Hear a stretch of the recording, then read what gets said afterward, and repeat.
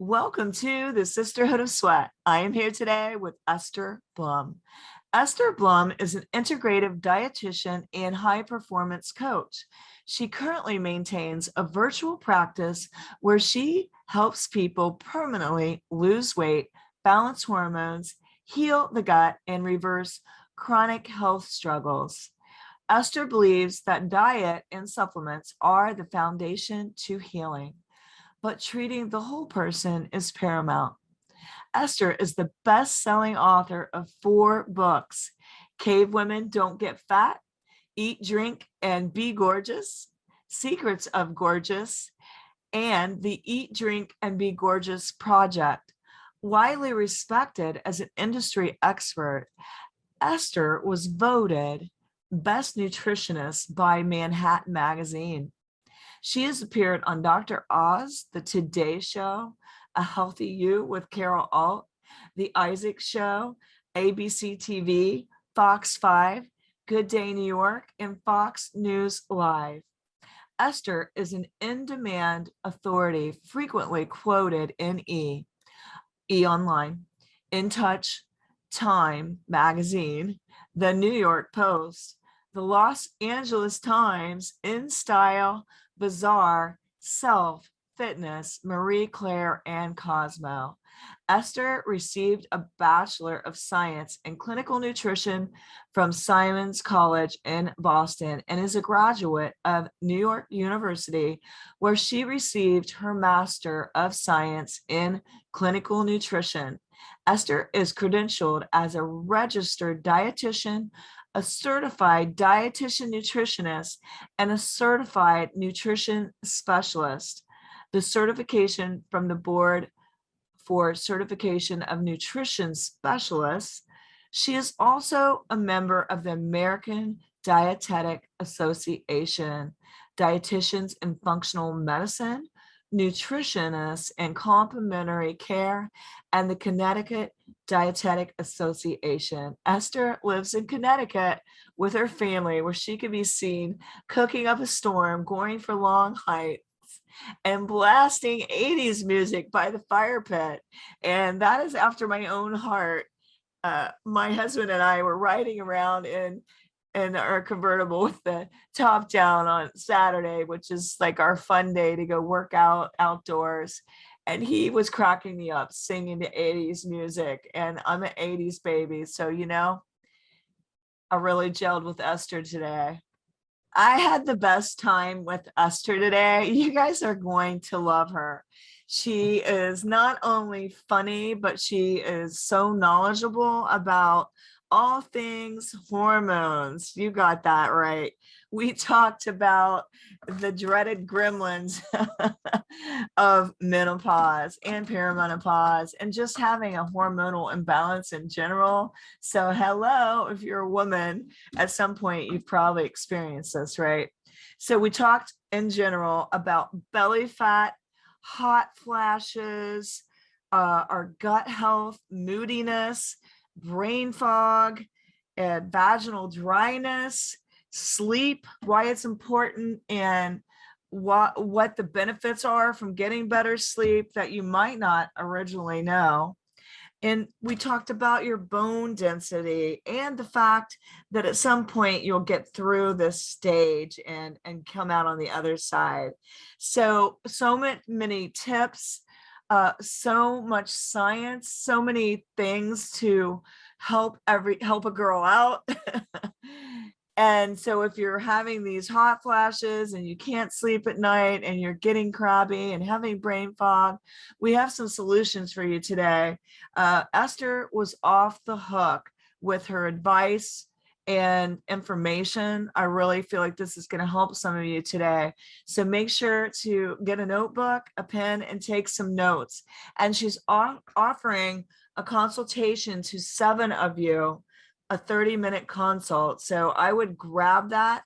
I will leave the link in the show notes for you guys, but she also says it at the end. Without further ado, let's dive into our topic today. I am so excited to welcome Esther Blum to the Sisterhood of Sweat today. Thanks, Linda. I'm stoked to be here. Hey, I always know it's going to be a good conversation when we start clicking before the camera rolls. Yeah, totally. Eh, Totally. yeah, and we were talking a little bit before the show, and Esther is a New Yorker, and she said she kind of is a fast talker, but I don't know. I am. Well, in my head, I'm a very fast talker, but what comes out is a lot slower. But yes, but I'm always, Sometimes it isn't. Like what it is your mind is working so fast, and yeah, and it's like you guys live fast pace sometimes, I think, more than like if I go south, it's more like, hey, how y'all doing? And then want to stay and have some biscuits, and it's slower, and yes. it's more casual pace. But when I go to New York, we're like going quick. Oh, So yeah. I'm a fast talker and I'm a fast walker too. I'm there like, get you out of my go. way, like, move, Yeah. come on. Yeah. So, And you got yeah. to be a fast thinker, right? To thrive. You do. And honestly, like I really credit, one of my grandfathers was like hysterically funny. And thank God I got, the New York humor because my family was New Yorkers. My dad was Brooklyn. My mom was the Bronx. That's where my funny grandfather was the Bronx. He was like the original Murray Goldberg. I don't know if you ever saw each other, Goldberg, where the dad like walks in the door, just takes off his pants, is hanging out in his underwear, that and nice shirt, but like underwear. That was my grandfather, and he would leave the apartment door open, probably for cross ventilation. And my grandmother, his name was Simon, she'd be like, "Si, close the door. The neighbors are gonna see him." He would just be hanging out in his underwear, like he was hysterical. So, yeah, I definitely have the New York humor for sure. Yeah, well, I love that story. I love anything with about grandparents, and just with a lot of personality. And Oh I just have yeah. to say, we did have a neighbor that would come out in his skivvies and get the paper, and sometimes not the skivvies. And I was oh my gosh. I was Nice. the young girl that thinks I'm going to be a detective because I watched too many detective shows. And I had like binoculars, and I would scour the neighborhood because my dad gave me a pair. And I was like, oh, looking out, and so I had girls spending the night, and we're like, oh, the neighbor is unclothed, next door. And I think he'd been drinking a little too much, and he would just go out, get the paper, and we started calling him Nature Boy from then on. Oh my God. I could think of a lot of other things to call him, but yeah, I mean, you're right.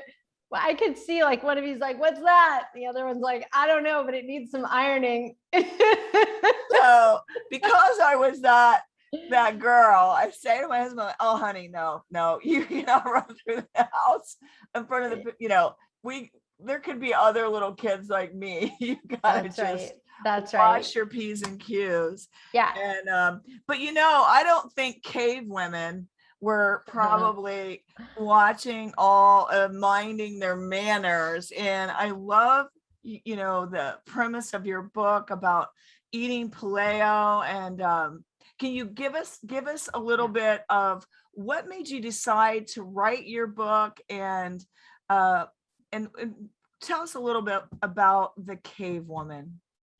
Yeah. So the Cave Women Don't Get Fat book was, pardon the pun, it was actually an evolution in the next of my series. So I had three other books, these pink Bibles. Eat, Drink, and Be Gorgeous was the first one. There was Secrets of Gorgeous. There was the Eat, Drink, and Be Gorgeous project. So the Eat, Drink, and Be Gorgeous project really was starting to talk about, let me back up. Eat, Drink, and Be Gorgeous. The whole motto was your body may be a temple, but who says it can't be a nightclub?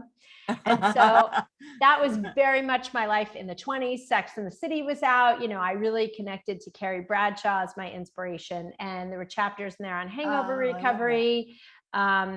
As I record this, Ben Greenfield actually put out a blog today featuring Eat, Drink, and Be Gorgeous. So, and hangover recovery, right? But there was like what to do with STDs and UTIs and hangovers, PMS, breakups, and just how to live life in the balance, right? If you have a martini at night, have some wheatgrass in the morning, very much balance.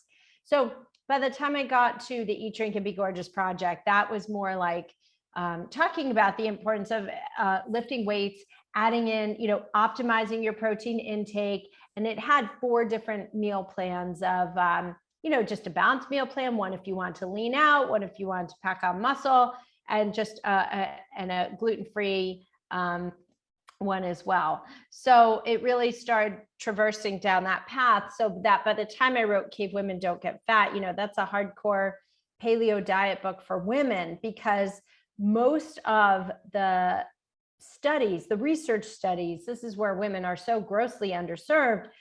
They're all done on men, and for the most part, except for Diane Sanfilippo's book, Practical Paleo, the rest are all really dude-centric.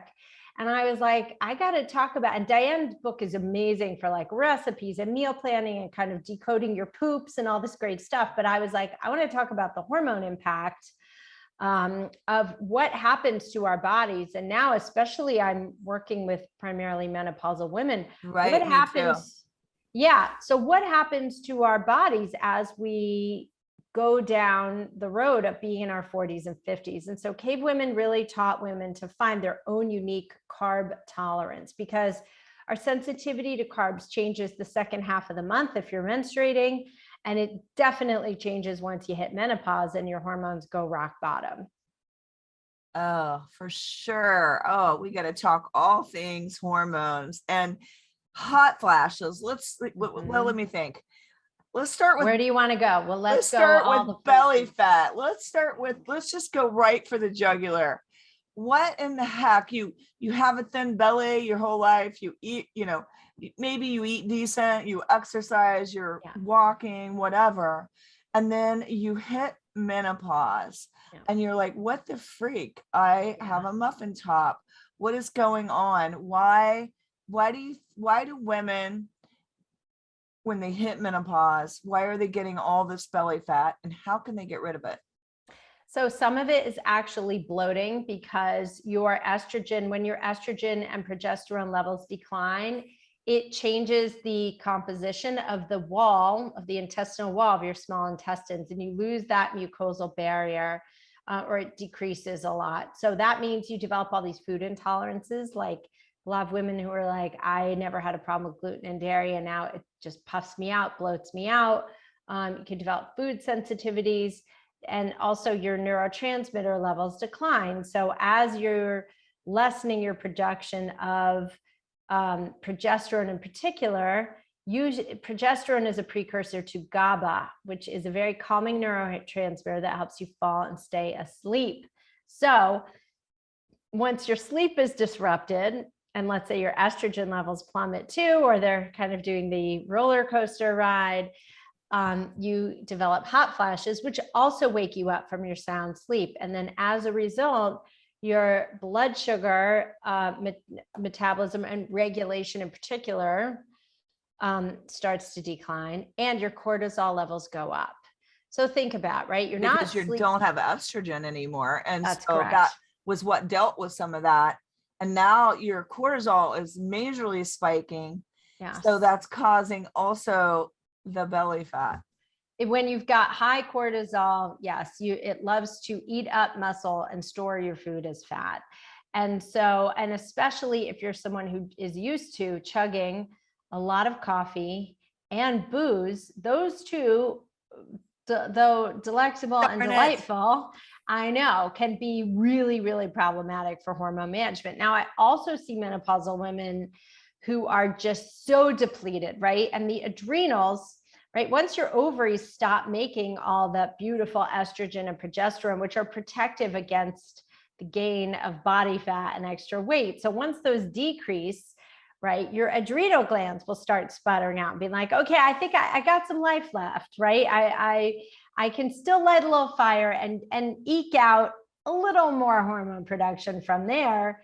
And if women go in depleted, if they have poor gut function going into menopause and poor lifestyle habits before menopause, then they wind up being very depleted and their cortisol levels are very low. I test for these. There's no guesswork involved, but you really see people who are so depleted, and I really have to work to bring their adrenaline up a little bit and sustain their half-life of cortisol, so they're not rock bottom. So these are the women who are like doing all the spin classes, right? They start to gain weight, and then they're like, oh my God, I got to eat less and exercise more. And they're just scraping the bottom of the barrel. I'm thinking of my poor client, Hillary, who came to me taking all these spin classes and would then drink coffee.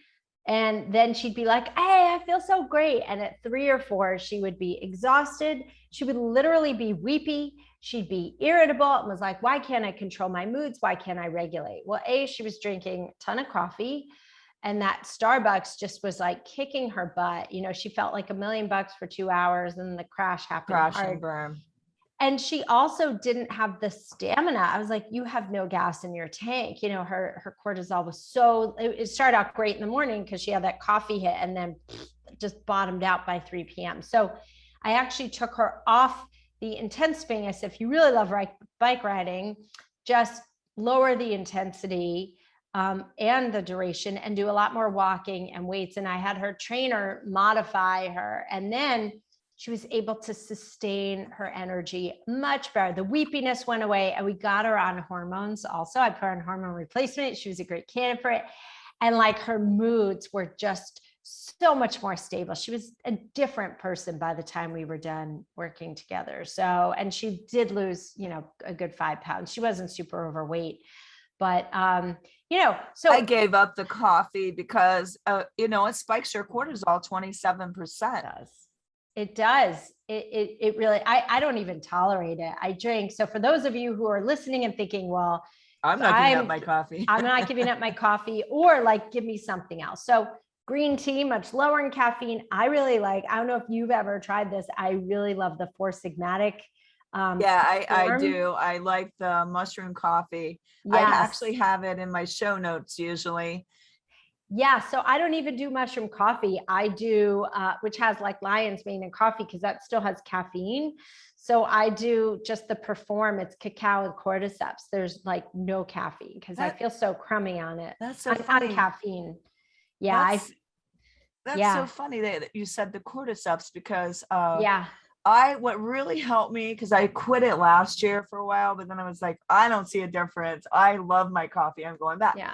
This year was totally different, because I used the red juice by Organifi that has the adaptogens and the cordyceps and no caffeine. And it has been smooth sailing ever since. And I feel so good. I'm so glad I gave it up. And I have even energy throughout the day, and I am sleeping like a rock at night.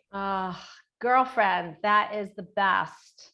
I know. That is, amen. Look how that one change impacted your life. And that's really the big thing. Like, people think they've got to do these massive overhauls. I'm like, it's actually doing less, but doing it smarter and more efficiently. You don't have to do 20 things. Just remove the offending substances and support your energy production systems and get your sleep. And that alone can course correct so many things. Now that you're talking about sleep, because I think that is another evil sister in menopause, is like losing your sleep. And most women come to me complaining that they wake up and can't go back to sleep. And they're having hot flashes at night. They're, you know, sweating, getting so sweaty, get their clothes soaking wet. All this is going on. Well, we'll deal with the hot flashes in a minute, but like the sleep, tell everybody the benefits and why that is probably should be number one before the workout, is getting the sleep. Yeah. So sleep is when it's it's the mistress of your metabolic domain. Okay. So sleep rules the roost for fat burning, for building muscle, which can become more challenging if your hormones aren't optimized. And also blood sugar control. You know, so I do a lot of testing in my practice, right? I'll look at cortisol. I'll have people wear continuous glucose monitors. And I'm thinking of my client, Ursula, who is type 2 diabetic. And when her sleep is poor, I see the numbers in her glucose meter go out of range. So if Oh your my sleep, gosh. yeah. And because I remember we were looking at, I'll have her screenshot me every day and text me like her blood sugar readings. And they were super out of range. I said, what's, and she had gotten them so much more in range just by adding in 20 minutes of elliptical every day. It was like another dose of metformin, right? So at our follow-up last week, her numbers were out of the range. They were well above. And I said, what's different? What do you think it is? Because, right, you want people to dial in. People, we know our body, ladies. Come on. We know it. We know. So, and she's like, I've been working 12 hours a day and I'm going to bed 45 to 60 minutes later. And I'm exhausted and I'm not working out. I was like, there you go. But it really makes a difference. So either your duration has to improve or your quality, or both, ideally both. But so you really want to make sure, even after 2 weeks of poor sleep, your blood sugar numbers can really skew in a not healthy place. Your inflammation cascades happen. So you need sleep to repair your body. You need it for mental focus. I mean, who has not had horrible brain fog from not sleeping? And you couple that with brain fog from low estrogen, and you're going to really struggle just to feel okay during the day and like remember where you live, for gosh sakes. I mean, some women really, I mean, no joke, have a hard time during this time with their mental function. Like they feel like somebody just came in and captured their brain and they're having trouble just thinking normal everyday things that they know backwards and forwards. Yeah, or they just like forget to pick their kids up from school. It's not their fault. It's just what's happening. It's a manifestation of all the things happening. So is the brain fog related then? It's related to the estrogen drop, but then equally related to the no sleep. Oh yes. I don't know if, you've had kids, Linda, like I mean, geez, anyone who's gone through sleepless nights, I had years of insomnia myself, and you can't think or function. I remember the lowest point for me was my husband. I had asked him, I was like, were we ever like, we didn't go to Italy, did he? He's like, yeah, we did. We were in Rome together. And I was like, oh my God, that was so devastating to me, because I was like, I really don't have a memory right now. And the good news is, right, you can get all of this back. None of this is permanent, but when you're all of a sudden forgetful, or, my grandmother called them craft moments, can't remember an effing thing, right? Like when you really have those moments, and you're in your 50s, it's really important to address hormones, because here's the thing. Alzheimer's, what most people don't realize is that Alzheimer's starts 10 to 20 years before it shows up symptomatically. Yeah. So Alzheimer's typically often shows up in the 70s. It can show up in 80s, 90s, right? But think, well, okay, what happened 20 years before? Menopause. We now know, the research shows that low estrogen is a major contributor to Alzheimer's. So you want to make sure that you are checking if you're a candidate for HRT and replenishing that. It's because a lot of people are very afraid of HRT and say, oh, it gives you cancer. And I had cancer, therefore I can't take it. Not always true. HRT is so different than what it was. There's different dosages, there's different delivery systems. And as long as you're methylating well, it doesn't have to be, prohibitive. And it can be so beneficial for things like vaginal atrophy and, keeping your brain function, lowering your risk of heart disease, losing that belly fat. All those things are really, really important. Bone density. I mean, you really think that do you advocate the synthetic or the bioidentical? No, bioidentical. And that's the problem too, is a lot of women come to me and say, I felt awful on hormones. And I say, well, which kind did you take? Yeah, because I know it really makes depends. a big difference to the incidences of like breast cancer or anything like that on whether you're taking bioidentical or synthetic. Yes. And it's really worth the investment to, pay a little extra for your hormones, especially if you're going to use them for 10, 20 years. I mean, I treat women also in their 60s, 70s who are still hot flashing and need hormone replacement. So There's really no harm in staying So on when it. like I did take it for quite a while, but I'm not right now. And I'm Yeah. not, for the most part, I'm not experiencing symptoms at all. Yeah. And I'm sleeping great now, which I Great. wasn't. I'm not Yeah. having like the hot flash, the real hot flash. Great. None of the stuff. So I think like the good news is at some point you kind of pass over. Yes, it is. Menopause doesn't last forever. For some women, it lasts longer than others, but no one's going through it But like in their 70s. it can be hell. It can be really rough, which is why, we are here together empowering women with knowledge that you may not hear or find elsewhere, so that you can go into it as well prepared as possible. So it's Right. it doesn't have to be hell. If you can Yeah. optimize your gut health, like you can even do the following, right? Okay. If you can really cut back on alcohol intake. And by the way, something else no one tells you is that once you are on HRT, you should not be drinking much alcohol, because alcohol, as your blood alcohol level rises, estrogen rises in tandem and will be elevated for the amount of hours that your blood alcohol is elevated, which can be 4 to 6 hours after one drink. So you got to proceed with caution there. So if you can really limit your alcohol, limit your caffeine or discontinue it if you find it's disrupting your sleep.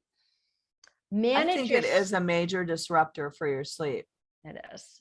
It becomes one. It may not be in your 20s, 30s. I mean, I used to be able to like drink an espresso and go to sleep, but not now. So if you can also pay attention to the lifestyle pieces, right? Where you're managing your stress, chronic stress, a lot of women too, right? When we go through menopause, what's happening in our lives? Well, we have aging parents, if we're lucky, if they're still alive, right? They're aging. And then we have, if we're lucky and have a family, we got aging teenagers too, or aging kids, right? Not aging, but growing. So you are pulled. I always tease my mom and I'm like, Mom, I'm only one person. I haven't figured out how to clone myself yet, right? Because she's got her needs. My son has his needs. The dog has his needs. My husband has his needs. I have mine, Yeah, of course. Everybody's got their needs. Oh my gosh, praise to people who balance that. But you have to learn to really, and menopause, I think, is beautiful and glorious. And it starts in the 40s, honestly. You've got to learn to like create boundaries around the different compartments of your life and say no, not take on too much. Because when you're taking on too much and your stress is really high, guess what bottoms out? Your progesterone bottoms out. And that's when the insomnia hits. That's when you get real irritable, right? Around your PMS and certainly through menopause. Testosterone rage. Let's talk about that. Sometimes because your estrogen dropped, your testosterone could be going up, and you'll get this testosterone rage, kind of like where you're mad and you can't come down from the anger. That's right. Absolute rage. And it's justified, but often justified. But the more you can balance your stress, and all it takes is 10 minutes of deep breathing a day on any meditation app. Breathing is free. Doesn't cost anything. You don't have to take a pill. You don't take a lotion. You just have to, have an app or just. I like that. Breathing is free. Breathing is free. You put one hand on your heart, your left hand on your heart, your right hand on your belly, and you just feel your belly rise and fall. And you focus on that for 10 minutes. Your stress will be managed, but managing your life, really evaluating, and COVID's been a great time to really reevaluate, like what's working, what's not working. Do I really walking away from stressful things instead of engaging sometimes? That's right. Yeah, because that's right. Your cortisol just goes through the roof every time you engage in like an argument or just something that's just way stressful. And I just think like that is the time when you're going through all that, is just to be like walking away from the stress, clearing your plate of the stress, because it's really not, you're not as able to deal with it hormonally like you did before. That's right. You don't have the bandwidth physically. You just don't have it, especially if your adrenals are kind of shot and exhausted. You really don't have the bandwidth. So your mental health depends on it. What do you suggest then? Like, I want to, for adrenals, but I want to back up just for a second because I have so many things going through my brain about what you said about the glucose monitor. What type of glucose monitor are you putting on people? It's a lot different from my keto one. I'm sure my Keto Mojo, where I test my blood and my blood sugar. They're wearing a monitor, and tell us a little bit about that. It's a continuous glucose monitor. So it's a wearable device.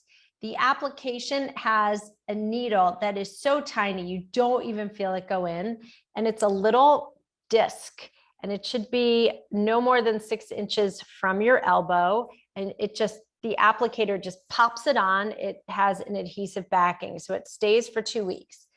Then you download the app and you hold it up to the sensor, and you can get readings any time of day. Oh my gosh, this is amazing. It's amazing. So there is a brand, I recommend. I have no financial ties to it. It's just one I know of. It's called the Freestyle Libre, but often they're covered by insurance. Even if you don't have type 2 diabetes, they can be relatively inexpensive. I think that's amazing, because I really thought, I was amazed when I did my own blood sugar to see how quick it spiked with barely anything,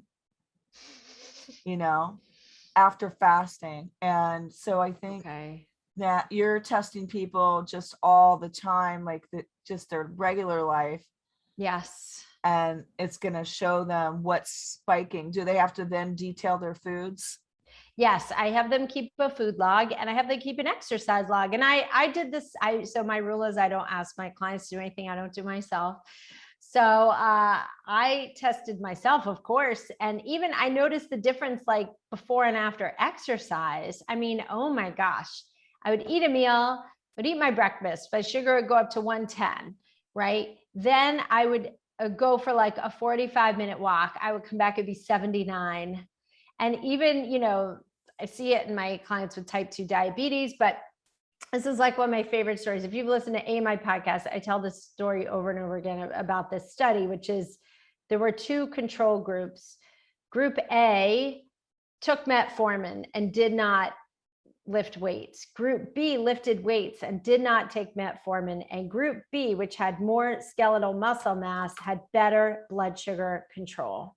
Because when you are lifting weights or, even walking, running, you're driving insulin into your cells. Your insulin receptors open up, and the insulin gets in much more effectively than when you're sitting all day, right? Sitting is like forget seeing is the new smoking. To me, sitting is the new diabetes. Ooh, I always say sitting is the new smoking, but diabetes. I'm gonna make a meme on that. I gotta make a note. But yeah, so it really is contributing to poor glucose control. And I see this especially the more obese someone is that I'm treating, the worse their blood sugar control. I mean, they're all type 2 or on the verge of. I have diagnosed more people this past year whose doctors, literally, I have them run their A1C and their fasting glucose. And I'm like, and then I have them wear a glucose monitor. I'm like, dude, you're type 2 diabetic. And they say, oh, my doctor never told me that. So it's really pretty crazy what's going on, but it's out there. It's really out there. So you said when they're doing the weights, the people that were doing what I have a hearing loss. Did you say Metformin? What did you say they're doing? Metformin. It is the oral hypoglycemic agent that people with type 2 diabetes can take to regulate their blood sugar. Okay. And metformin is tricky because it can help with blood sugar, but not if you're still drinking and eating too much. It's not gonna overcome that. You still have to have a good diet and lifestyle and work out for it to really work optimally, like anything.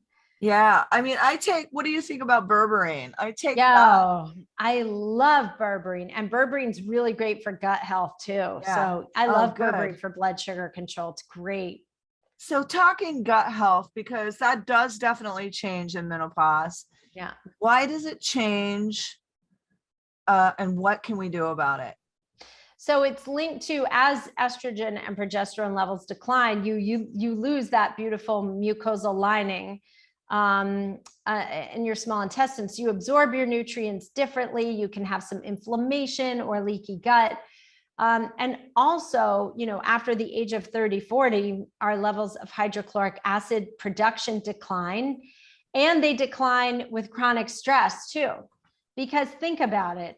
If your body is in a state of fight or flight, the last thing it wants to do is focus on digesting your food. Your body's like, I got to get the heck out of here. I'm under a lot of stress. And your Right. body Yes. can't differentiate emotional Right. stress from physical stress, right? So if you don't have enough digestive fire, and you're not taking digestive enzymes with hydrochloric acid, it really catches up with you as you age. So I don't leave the house without digestive enzymes anymore. I take I them take them. every Yeah. meal.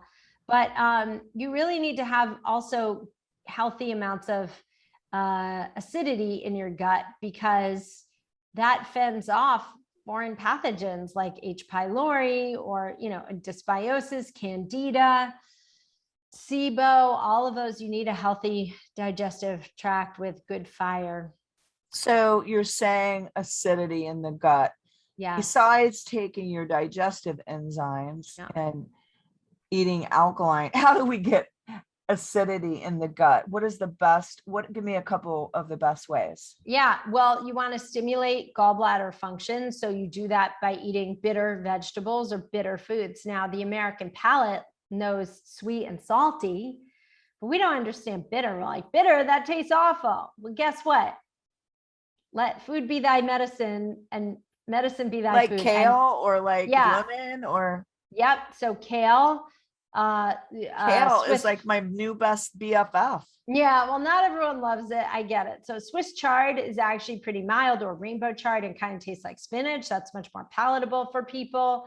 I never Radishes, liked kale before, okay, and other than now, in soup, but I have found it is my new BFF since I hit menopause. I am putting it in my smoothies. okay. And I am like, that is an intestinal scrubber for sure. Oh, it is. Oh, it is. And you know what? If you can't take the intensity of the bitterness, you can cook it in some coconut oil, like caramelize onions and coconut oil, and then throw the kale in, and Yeah, because it it's takes the edge definitely off. better, right? Definitely bitter. I've trained myself to love bitter and love radishes, but you could also do like Okay. bok choy or endives are bitter. I have a really good recipe for bok choy with chicken. It almost tastes Delicious. kind of like it tastes like kind of like you're going out to a Chinese restaurant, like with the Yes. bok choy and the chicken. And I use Yes. like a imagine broth, which doesn't have sugar in it. Imagine broth is great. I like kettle and fire, which Oh, is I might try that. bone broth. But Yeah. also think about like artichokes, think about Brussels sprouts, broccoli, cauliflower. Those are all brassica family. And that helps, if you're estrogen dominant, that helps bind excess estrogen and pull out. Estrogen may not be sky high. It just may be that your Yeah, well, when progesterone you're going is through so low. menopause, it might be high for a little bit, but then it's gone, Yes. right? Yes. Yes. Because we're not making babies anymore. So there is a Last time reason. I checked, no, it's not fun to be The 16. shop's closed. Shops closed. No, no one wants to be 60 and pregnant. That is not fun. Although I am a grandma, I just became one. Oh my gosh, congratulations. Thanks. Oh my gosh, she is Oh, so cute. Of course, they live in New York and getting all this baby stuff. She's 2 months now. And oh my gosh, she was lighting up to her Uncle Matt singing to her. And I was like, I'm missing it. Oh, yeah. I can't even imagine the joy of being a grandma. I can't even Yeah, imagine. I'm totally like, okay, when Oh, are we going again? Because we were just there So I'm just like, I think we have to go in September. It's my birthday. So Oh, and just like that baby smell, their heads are like so just sweet and soft. You just want it's to rub their little heads. everything. I am It's just like, everything. oh my gosh. Just having My this like daughter's in love with trusting, her. oh yeah, just having this trusting soul sleeping in Oh, your chest. the It's so sweet. best. So sweet. It is the best. So there are Oh. some good, there's some good things that come along. No Oh, periods, absolutely. grandchildren, No risk of and you can say pregnancy. I whatever the mean, hell you want once in a while. that's right. That's No, right. And it is. It's a wonderful time. But okay, so let me ask you a question. Do you feel like since you've gone through menopause, like you're more even emotionally too?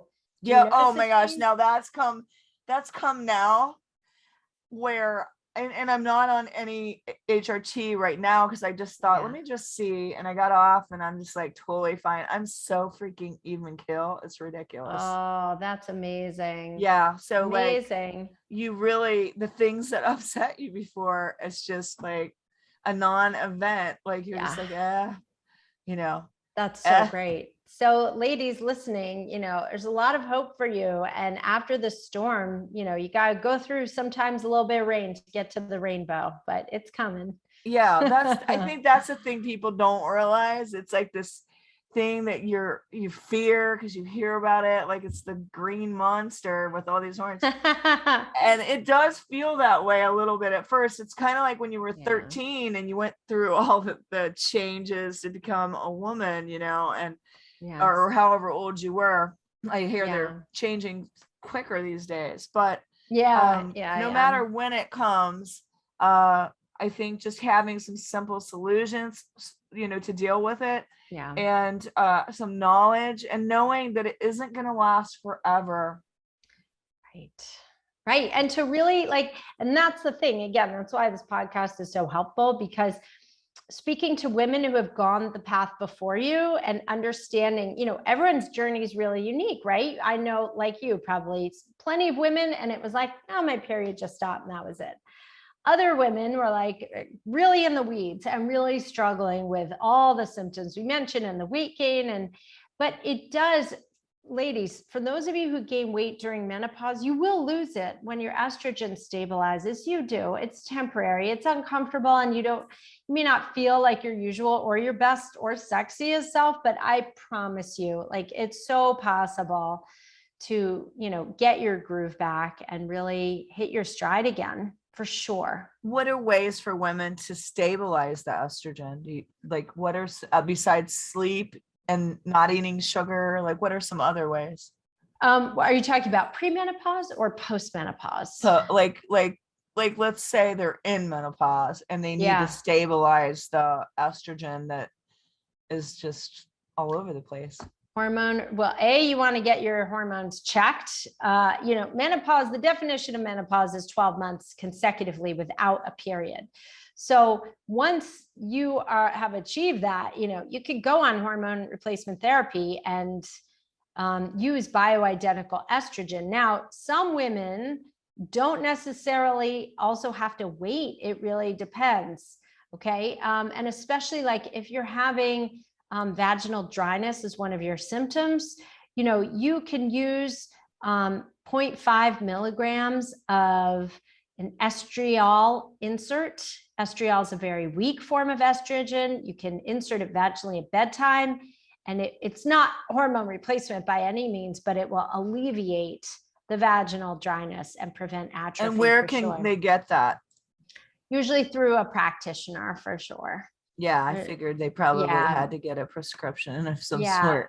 Yeah. Otherwise, we'd all be self-medicating. We'd all be slathering in it, bathing in it. Yes. So what about hot flashes? I found taking the Chase berry really helped. What are your solutions for people out there that are just... Yeah, if you're in perimenopause, I agree. Chase tree can help. Dong Quai can help. There are lots of herbs that you can take that really make a difference. But again, with hot flashes, right?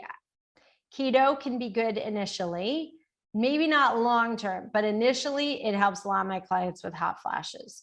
Sleeping on a cooling mat, ditching the caffeine and alcohol.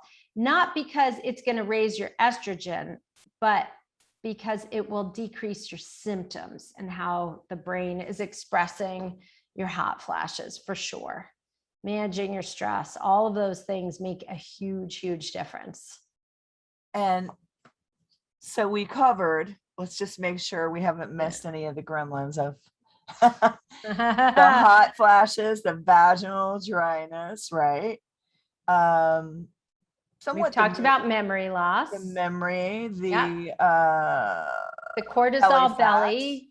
Okay, can I add to the belly fat piece? Yeah. Okay, so the belly fat piece, you also want to make sure you're managing your blood sugar, as we mentioned. You want to optimize your protein intake, okay?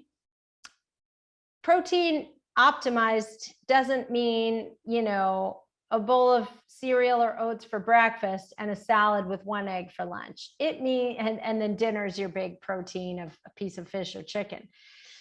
It means getting protein at every meal. And a good way to think of this is like 4 to 6 ounces of protein every meal. Number one, this fuels your brain biochemistry and fights the cravings. When your estrogen and progesterone drop, your appetite naturally goes up. Your craving, you will pretty much snort lines of chocolate chips off the counter, okay? So getting enough protein in, it's going to raise your serotonin and dopamine. It's going to sustain it, and it will keep your blood sugar level for up to 6 hours after you eat it. I now eat, like, I'm amazed how much protein I eat in the morning. You have to eat, you have to have more because you also want to feed the muscle, keep the muscle, because that's what runs the ship, the metabolism. That's right. That's right. Thank you. And so you have to eat optimal protein to support muscle growth, but you also have to do resistance training. Okay. If you want to work on a Pilates reformer, if that's your jam, okay. If you want to lift weights, okay. If you want to use your body weight, okay. Just get out there, just move your muscles and strengthen and give resistance, because no amount of Peloton or spin bike, not to diss on Peloton, right? The Peloton biking alone can actually raise your cortisol and break down muscle. So if you're a Peloton lover, do the strength training classes that they offer in their apps. That's a better fit for you. Maybe do a shorter ride, 15, 20 minutes, and then you get, or a lower intensity ride where you do the scenery, and then you do their class with the weights. Let's talk about like what you were saying about the Peloton, raising the cortisol and breaking down the muscle, because what I think happens, because I've been watching myself as well as many other women where we're the same age and we're in the fitness industry, having ripped their muscle from either the groin or their shoulder, like they're having injuries because they're still trying to work out like they did when they were 20. And they're thinking the same thing that you said about, I need to work out more and I need to eat less. And they're thinking like, oh my gosh, I've got to work out more and more and more. What is your take on that, and how can we help them out? Because I think really what's happening is when you used to do more and you thought it helped, now it won't. It actually just tears you down. Yeah. Well, again, that is where you really need to look at your cortisol output, your sleep, and your diet. Our joints do have a shelf life, people. You can't, I ran a marathon when I was 30. I have not run in years. I walk, I hike, I'll lift weights. So, but you've got to actually slow down a little bit. It doesn't mean, you're surrendering to your age, doesn't mean giving up. It just means letting go of things that aren't serving you anymore. So if you're continually injured, you are probably overworking your muscle groups and not fueling them with a good protein-rich, nutrient-rich diet. And you're not recovering. So with menopause, you do need longer recovery times when you lift. So you can lift, spread out a couple days. They don't have to be consecutive days. And you can also slow down the tempo at which you lift. I actually have slowed down my tempo a lot over the years. And as long as you still have time under tension and you still have good form, that's what matters. It's just the stimulation of the muscles that matter. it doesn't matter how fast you do it. So slowing down will also preserve your joints, because the goal is longevity. Like, I'd rather see you live slowly, but till you're 90 than burn yourself out. Right. A shelf life. I like that. A shelf life. Yeah. People have to realize that.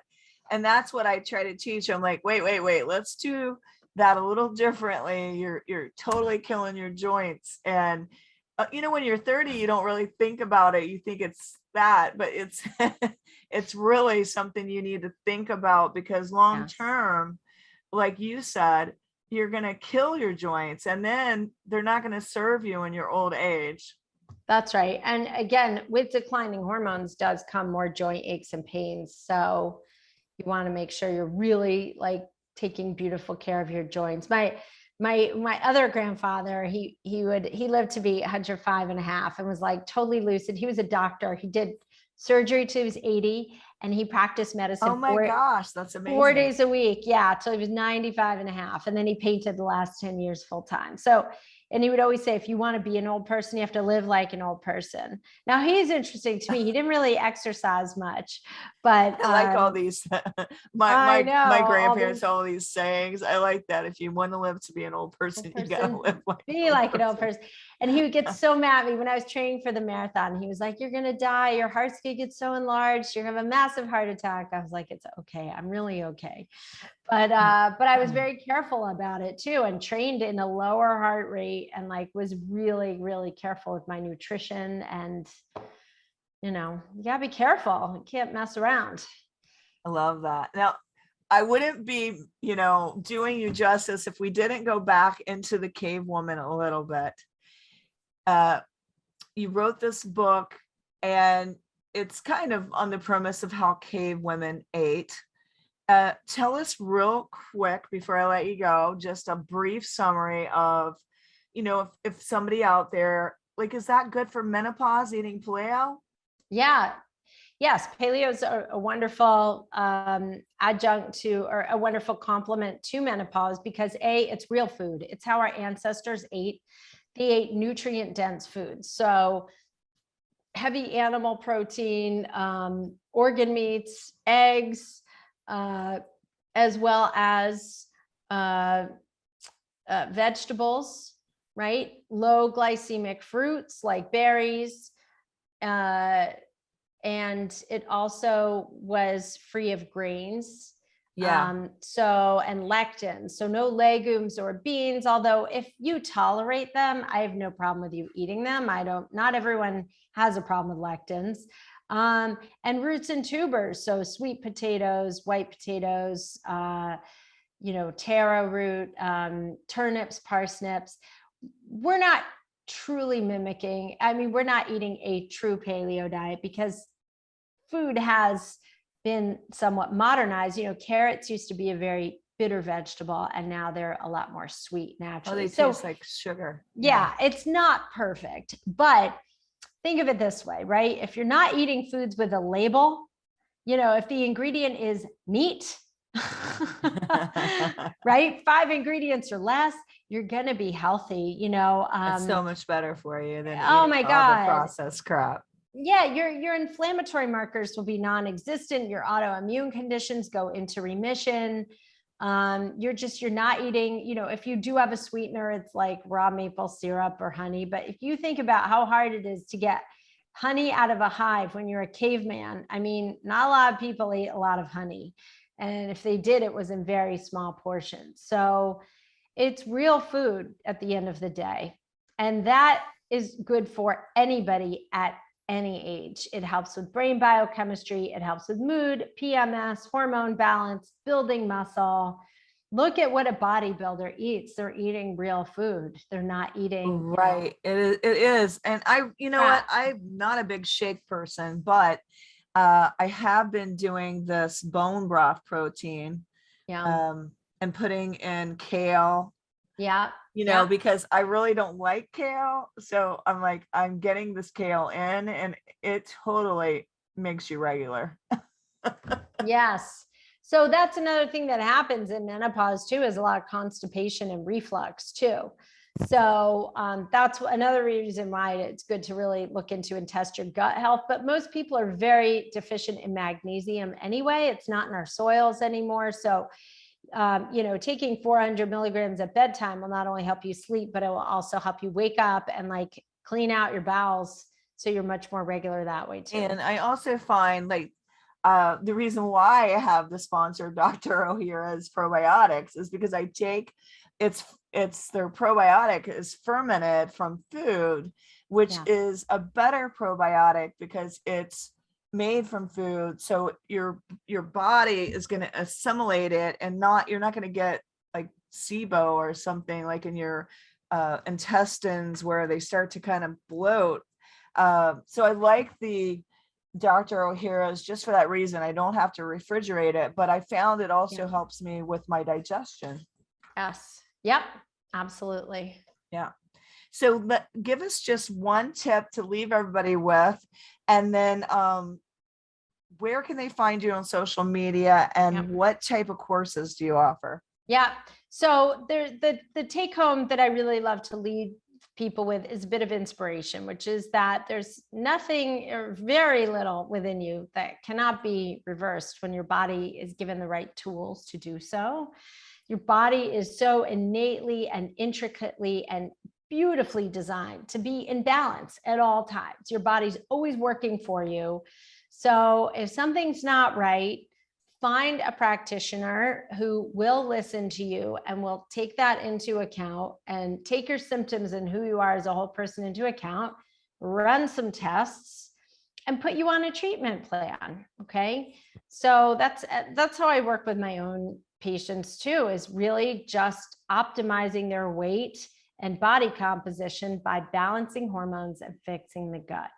So if you want some more information, I have 2 gifts for your listeners here today, Linda. And that is, number one, if you go to estherblum.com, EstherBlum.com, you enter your email, you will get my 3-part video training series on how to crush your cravings. And it comes with an ebook at the end.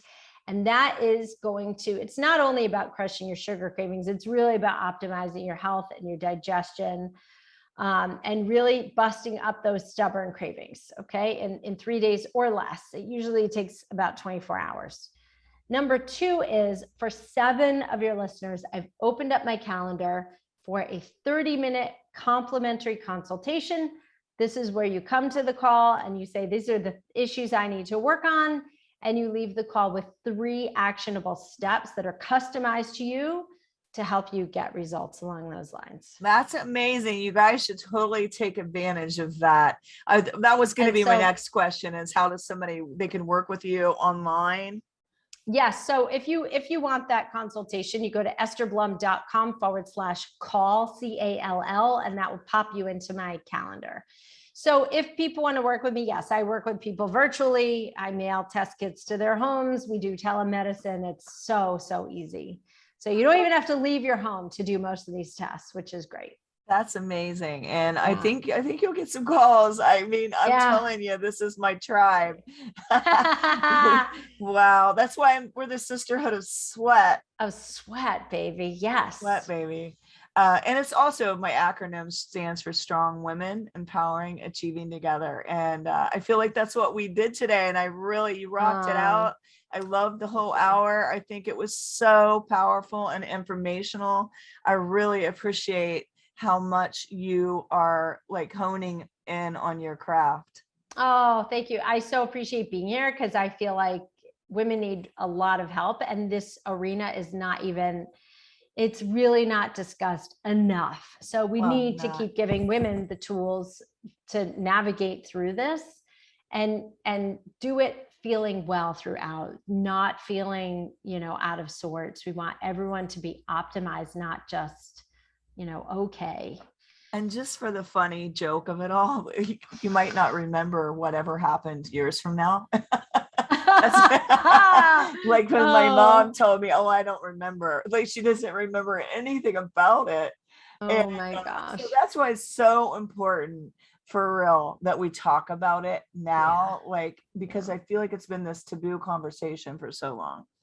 Yeah. And I think there aren't enough people who know about it. I mean, most women go to their doctors and they get handed a prescription for like a birth control pill. And it's like, no, you're not needing to suppress ovulation. You're needing to rebalance your hormones. So you really want it customized. This is not an area you want to skip out on your health. You really want to go for the gold here. And your body, the good news is, I get women coming to me with hot flashes and insomnia, and within a week they're sleeping once they're taking their hormones. Awesome. Oh, So yeah. it doesn't take long. It doesn't have to be complicated.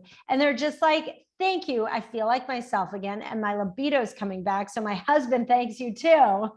For real, because otherwise you won't have one. No. Oh my gosh. So thank you so much. And I don't know what I was going to ask you, but we'll have to have you back on. This was so fun. I would love to. And yeah, and all the website addresses that I listed should be in your show notes, right? Yes. Okay, we'll awesome. Put it on there. Thanks awesome. so much. Thanks, have a great Linda. day. You too. Bye, everybody. And Bye. Thanks for listening to this episode of the Sisterhood of Sweat.